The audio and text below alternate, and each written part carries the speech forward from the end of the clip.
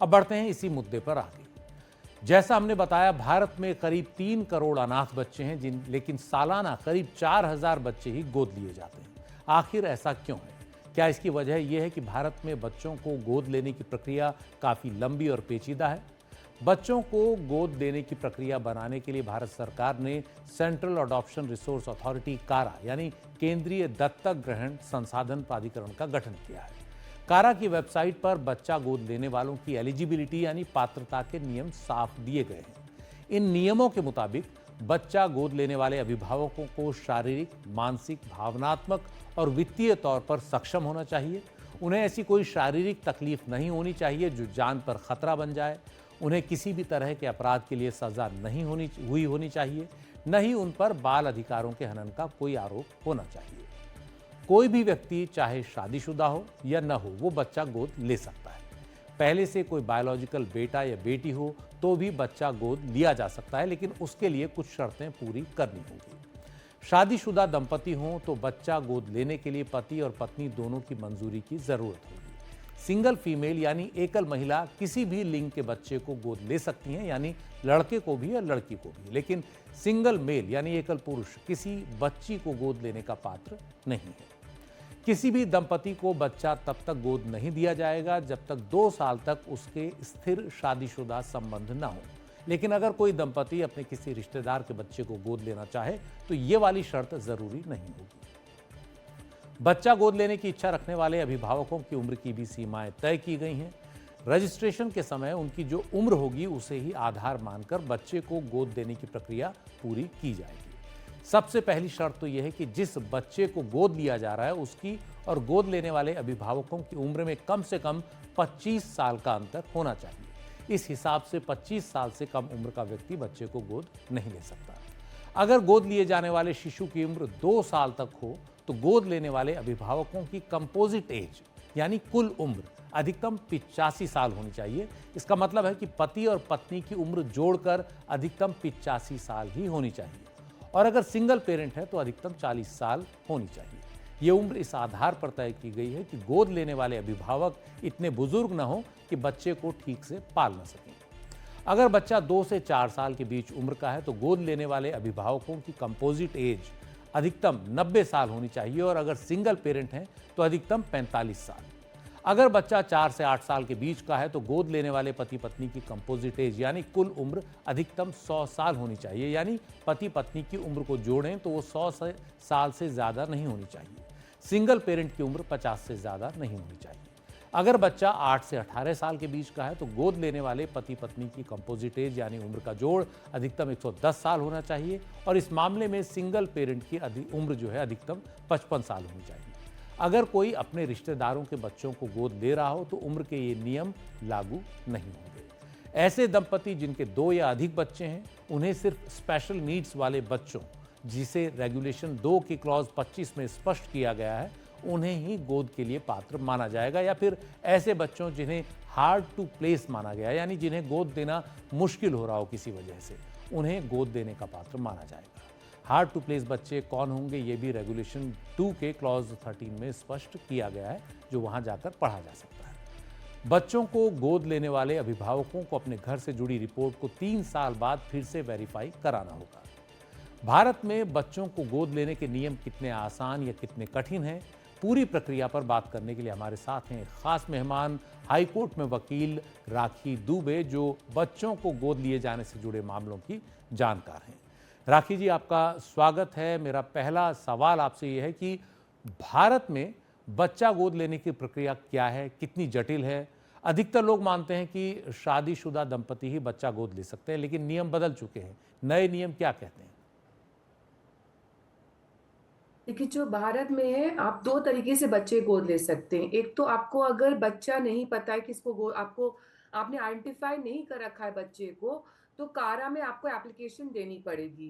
कारा एक ऑर्गनाइज़ेशन है जहाँ पे आप एप्लीकेशन जो भी इंसान, चाहे वो सिंगल पर्सन हो शादीशुदा ना हो या शादीशुदा दंपति जिनके 2 साल की शादीशुदा ज़िंदगी, स्टेबल ज़िंदगी वो काट चुके हैं, तो वो लोग अपनी वहाँ पे एप्लीकेशन दे सकते हैं।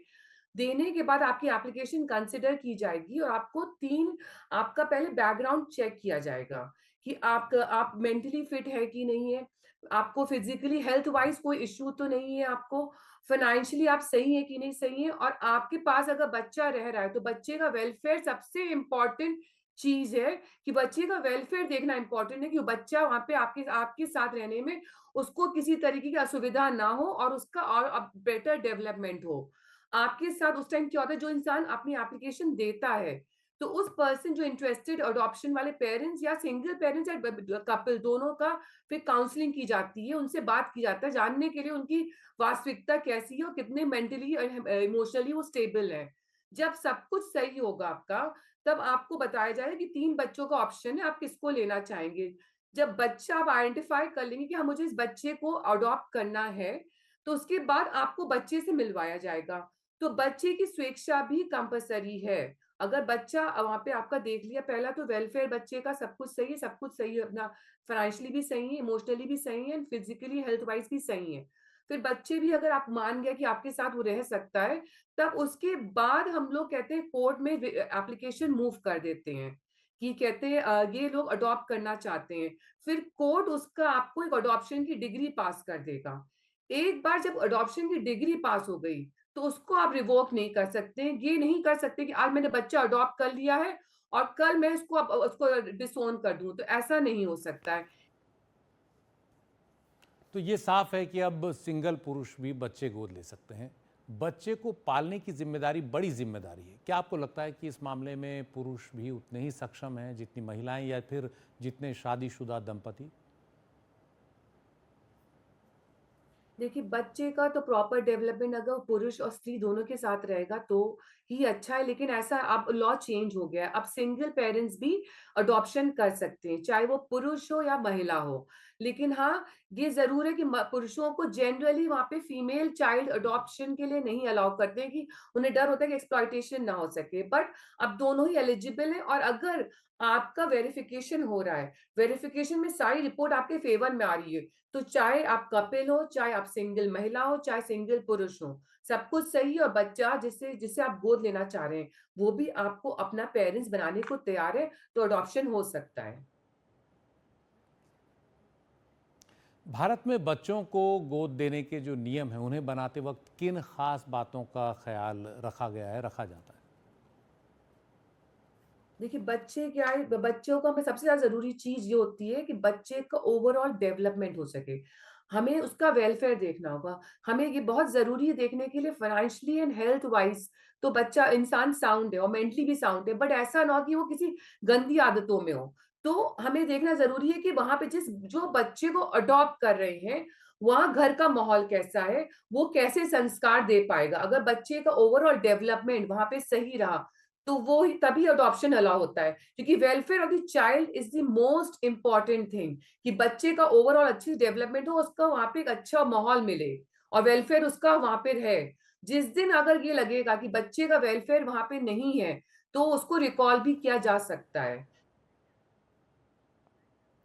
बहुत बहुत शुक्रिया राखी जी आपका इस पूरे मामले में जानकारी देने के लिए। और ये जो मामला है इसमें कई और भी पहलू हैं, कई और ख़ास बातें हैं। ब्रेक के बाद लौटते हैं, करते हैं इसी पर ख़ास चर्चा।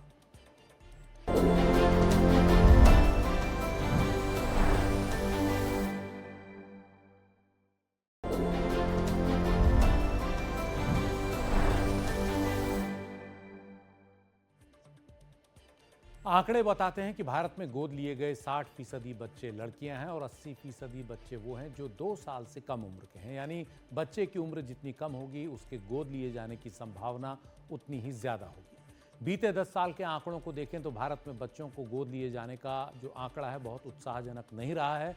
10 साल पहले 2013-14 और 2014-15 में जो आंकड़े थे वो उसके बाद गिरे। कोरोना से पहले जब ये आंकड़े थोड़ा उठ रहे थे तो फिर कोरोना महामारी का असर दिखा।